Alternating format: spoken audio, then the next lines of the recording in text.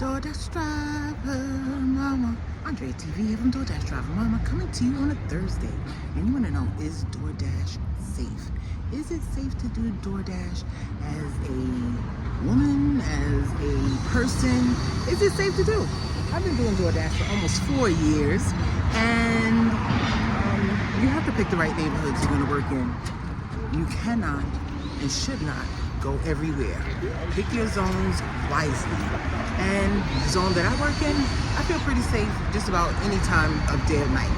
I'm gonna do a ride along to taking or showing all of my orders I get for the day. I don't only do DoorDash because it is 2025 and you will not make it. I will not make it if I did only one app. So it's gonna be a mixture and a bag, but I'll give you some stories that I've come across in my experience. And we're already starting off with some fun. This was a large order, $12.75 for 0.6 miles. I almost never get large orders anymore. And I was like, whoa, score, let's do it. I get to the store and they said, well, the customer came in and they tried to cancel it. So we're gonna have to call support to get the order canceled. We will get half pay. I don't know if that $12.75 was gonna be more. It should be more. 30 items at a bakery, and it's not a cheap bakery, so we'll see. That first order that we received, it did end up getting canceled. The customer didn't want it. It was for a business, and we were paid half pay of $12.50. So that would have been a $25 order. And you're not gonna believe what time it is. It's 11:09 a.m. And honest to goodness, every time I go to start recording, it's been quiet for the past hour and a half here. But now it's the beeping of the backing up of the truck. But we have our next, and it's Instacart. $40.40, 49 items, 3 customers, and I believe a total of 5.4 miles. We have our water, and we're going to 105. That is how long it took us to shop the 3 orders and deliver. We're on our way back to the grocery store now. So that's what, $20 an hour, and not even, because we started at 9 o'clock and we just received that order at 11:09. So I think we're working at like a little above $10 an hour, because remember we did have that cancellation. So I'm just gonna share some of my most dangerous situations as a DoorDash driver. And it actually was, the first one was an Uber Eats order. This is before I decided that I'm only gonna drive in certain neighborhoods, and I thought that you would be penalized if you didn't accept every order very, very much in the beginning of my gig worker career. Career? It's not a career. It's a gig. It's a temporary, or as long as you're gonna make it, job. Independent contractor job. So it was Uber Eats, and it was winter time, so it wasn't late, but it was dark soon. This person ordered whatever the food was from the neighborhood which I like to work, which my children go to school in, which is very safe, that even if I delivered at 3 o'clock in the morning, I wouldn't have any issue or fear for my safety, other than coming across a fox or a deer and, you know, an animal, not a person that can harm me in that way. So I'm delivering to this place in a part of a bad neighborhood, and I get there and it's a hand to me, and it's houses that are all connected, little duplex houses. And there are a bunch of men standing outside of the gate leading to the house. I get out the car with the food, and one of the men take a step towards me, and they say, oh, that's for me. That was a bad DoorDash order coming through. I said, are you sure? He's like, yeah, it's mine. I said, and what's the name? And he knew the name, because that most likely is the man's neighborhood. Neighbor, not neighborhood. But they were outside, about 5 or 6 of them, smoking, drinking, a little aluminum foil that they were messing with in the wintertime in their hand, and the funny smell. I'm gonna just leave it up to your imagination. And I was like, why would he say, hand it to me, or deliver, meet me at the door, and then he not come to the door? It's not a big block. It's not space in between the houses. He sees on the app that I'm there, and he can see those people standing outside of his house. And he probably did that because he's scared of them, and they probably intimidated him or did something to him. So why leave me in the position to have to walk through them to get your food? I said, all right, you got it, sir. I went back to my car. I called Uber Eats, and I told them what happened. I said, yeah, I'm not going to go to his door. They said it was his, and whatever happens, happens. So that was number 1, and I never do that and go over to that neighborhood again either, ever. And The second one, it wasn't a bad neighborhood, but you know, some people are just creepy. It was a 2 o'clock in the morning-ish delivery. I used to work very late at night, back when there were orders to be had at night that were worth it. And Uber Eats at night used to raise the pay very high if nobody was taking it. So it was a 24-hour Taco Bell in DC, and it was going to a neighborhood not too far from my house. So I was going to take this order. It was like almost $30 or $33 to take it from DC to that town, and then I could continue home and be home in less than 10 minutes. And I get there, and it's a dark house. A lot of people do not turn on their lights at night, and it was a step up to get into the person's home. So it was a leave at door, but as I'm putting the food down in front of the door to take the picture, this towering man in his shorts or boxers and t-shirt, big beard, opens the door looking down at me already, like he knew I was there, and he's opening the door, and he doesn't say a thing. He doesn't say a word. He's just looking down. And I said, "Oh, here you go. Have a good night."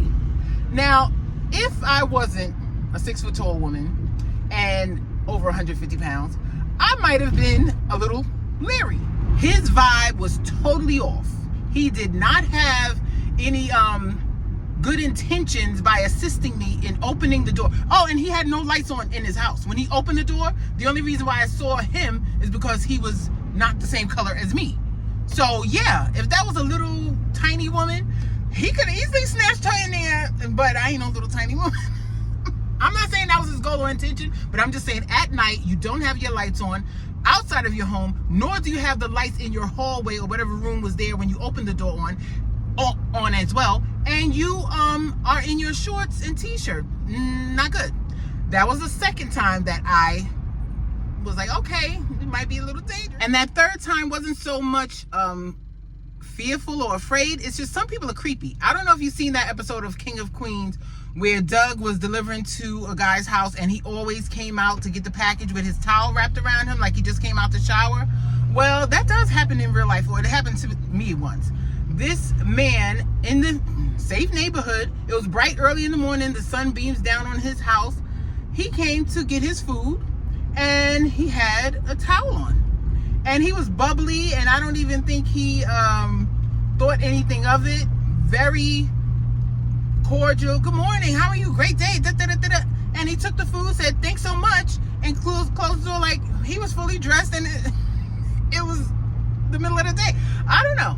Some people are just like that. But those are the only 3 times where it could have been inappropriate and or fearful. And anytime you feel delivery is a little off, like that first one, you don't have to deliver it. That's on all the apps. You can call support and let them know the situation, and they will tell you. Both or any support on any app is not going to have you deliver in a situation where you feel unsafe. Now, they may have you bring the food back to the store, or if it's alcohol or something expensive, you might have to bring it back rather than trashing it, which most people keep it if it's something edible and usable. But you don't have to deliver that. These gig apps want you to be safe for the most part. So it's 2:12, and we just have our next order. We're willing to take $13.75, 10 items, 13 units. We're going to shop. And before we can get in the store, they sent an add-on, $10.50, another 10 items, and 1.9 miles. We are done with the first shop, but I was not paying close attention. The second shop is at a different store. Not really worth the $10.50, but we're still gonna do it. We are finished the shop at the second store, and we are going to deliver. We're delivering to the $13.75 person first, even though DoorDash wants me to deliver to the $10.50 person first. I'm not doing that. It's 7 minutes to the $13.75 and 8 to the $10.50. But I was thinking of another time where DoorDash may not have been safe, and it was in this neighborhood where I feel safe. But a lot of people nowadays, even in the rich neighborhoods, are renting out their basement or their back house. And it was a customer, it was a late night delivery, not too crazy, not 1 or 2 o'clock in the morning. But they wanted me to bring them their food to the basement apartment And the front, it was a big, beautiful house. The front had a big, long driveway going down, and that's how you got to the basement, but there was no light at the basement apartment door. I texted that man, even in that neighborhood, I was like, can you meet me halfway? It's kind of dark outside. And he came out, he looked regular normal. He's like, oh yeah, I know sometimes it could look a little scary, but when you got down there, the light would have came on. No sir, no, I'm not risking that. You can come out or open the door so the light comes on first, but I'm not walking down into the darkness waiting for your motion sensor to pick up. But I didn't feel like he was gonna hurt me or anything like that. It's just, you don't know what you're walking into. And like I said, it's a lot of animals around here. It is now 4:08 and we just have our next order. It's on Instacart, $20 and I believe 18 cents, 2 customers, 7 items in total, I believe, and we're going about 4 miles. So that order is dropped off, and today the Uber for my daughter coming down to Panera is almost $24, so we're gonna go get her from school ourselves. So we picked up the daughter, have her dropped off. She is in there eating, and we have about 2.5 hours before they close. And we need to make at least $45. Let's hope we can do it. 6:45, and we have a winner chicken dinner. There's a $2 peak pay. I'm not sure why, and I'm not sure when it's over. It doesn't matter to me. It's order DoorDash, $24.50, a shopping pay, and a food order. A total of 1.6 miles only. Let's go. So the groceries are already dropped off, and now the kava. 8:30. It is 8:30. It is so slow. This is not what I expected from a Thursday, but we have our next order, and most likely our last order. On Instacart, $22 and change, 10 items, 2 customers, and 5.5 miles in total. We are right at the store.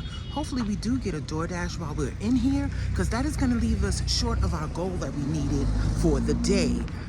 Monday and Tuesday were great. I should have known. With DoorDashing and gig work, you never know. It's going to be a roller coaster.